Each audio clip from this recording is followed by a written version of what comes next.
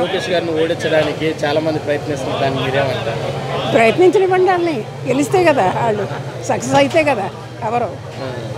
అమ్మ ఇప్పుడు రాజధాని ఇక్కడే ఉంటుందని ఎలక్షన్ అప్పుడు చెప్పాడు ఆయన. ఈరోజు ఏమో 3 రాజధానులు అంటారు, దాని మీద మీరేమంటారు? 3 రాజధానులు ఎక్కడండి? ఎవరు సక్సెస్ అవ్వారు 3 రాజధానులతో? ఆయన ఏమైనా అయ్యాడా? అది వర్కౌట్ చేశాడా దాన్ని? ఎందుకు అట్లాంటప్పుడు ఒక రాజధాని, ఒక ముఖ్యమంత్రి? ఎవరు వస్తే బాగుంటుంది అనుకుంటున్నారు? చంద్రబాబు నాయుడు గారండి, ఇంకెవరు?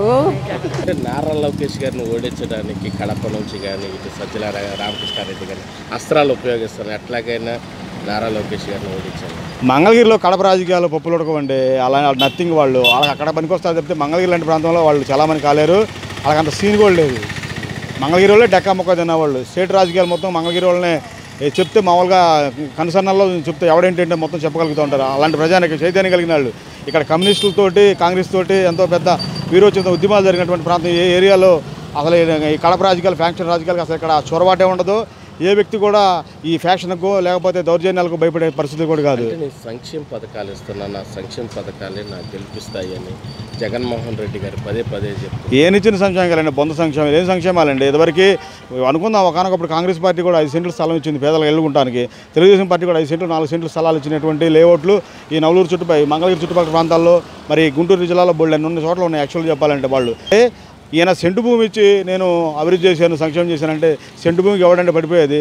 3 సెంట్లు ఇచ్చిన వాళ్ళే నిజం చెప్పాలంటే కాంగ్రెస్ పార్టీ 3-4 సెంట్లు ఇచ్చిన కాంగ్రెస్ పార్టీ ఈరోజు దిక్కు దివానం లేదు ఈ రాష్ట్రంలో. ఇతనెంత, ఇతని బతుకెంత? సార్ ఇప్పుడు జగన్మోహన్ రెడ్డి గారు రాజధాని ఇక్కడే ఉంటుందని ఎలక్షన్ అప్పుడు చెప్పారు, ఇప్పుడేమో 3 రాజధానులు అంటారు, దాని మీద? అదే చెప్పట్లేదు, ఏరు దాటిన తర్వాత బొడిమల్ల అని చెప్పి సామెత చెప్పినట్టు 2014లో ఓడిపోయాడు. 19లోకి వచ్చేటప్పటికి అన్నీ అమ్మ ఒక ఛాన్స్ ఇవ్వండి అని చెప్పేసి బతిమలాడుకుని నేను చేసుకున్నాడు. గెలిచిన తర్వాత ఓసరవేలు అయిపోయి ఇచ్చిన మాటలు కూడా తప్పి మర్చిపోయి, అందుకే చెప్పింది తుగ్లక్ అని చెప్పేసి. 3 రాజధానుల విషయం ముందే చెప్పినట్టయితే 2019లోనే బుద్ధి చెప్పేవాళ్ళు. ఈరోజు వచ్చి ఏదో పెద్ద వైజాగ్లో ప్రమాణ స్వీకారం చెప్పేసి జనాలందరూ రెచ్చగొట్టి చెప్తున్నాడు.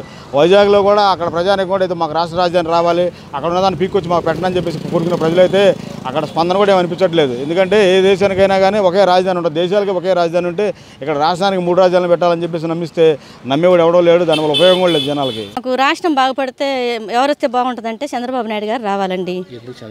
ఆయన వస్తే అభివృద్ధి జరుగుద్ది, అన్ని పరిశ్రమలన్నీ వస్తాయి. ఆయన ఏదైనా పెద్ద తలక అన్ని ఆలోచిస్తే అన్ని చేస్తారు.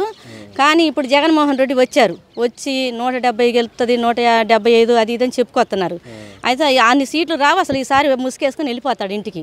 అంటే ఇప్పుడు కొంచెం మంది వాలంటీర్లు ఇళ్ళకి వచ్చేసేసి మీకు జగన్ ఓటు అయిపోతే మీ పథకాలు పోతాయి అని ప్రచారం చేస్తున్నారు, దాని మీద మీరు ఏమంటారు? చేస్తున్నారు. అలాగే ఇళ్ళమ్మటి వచ్చి ఏం చెప్తున్నారంటే వాలంటీర్ ద్వారాగా చెప్పిస్తున్నాడు.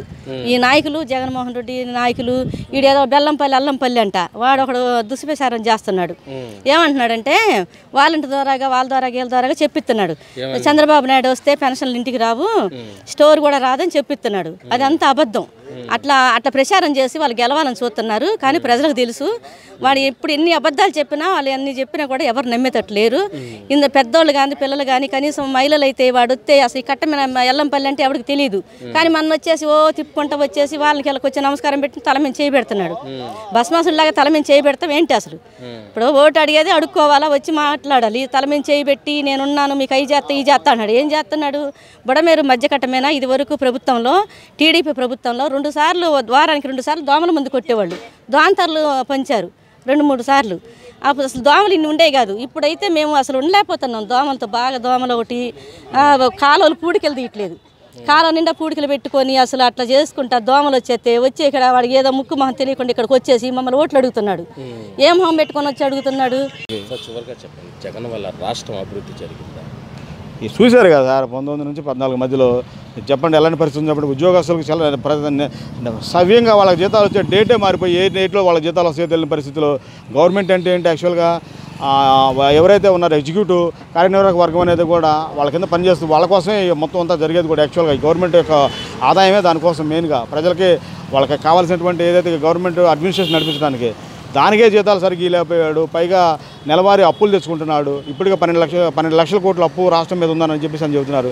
ఈ అప్పులకు వడ్డీలు ఏంటి, పరిస్థితి ఏంటి, ఇవన్నీ చేసుకుంటూ వెళ్ళిపోవాలంటే ప్రజల మీద అధిక భారం వేసి పన్నులేసి అవన్నీ తీసుకొని మాత్రమే నిర్వహించాలనుకుంటే తప్పితే, పైగా ఇతను నమ్మి ఏమైనా పరిశ్రమలు వస్తున్నాయంటే ఆ పరిశ్రమలు రావట్లేదు.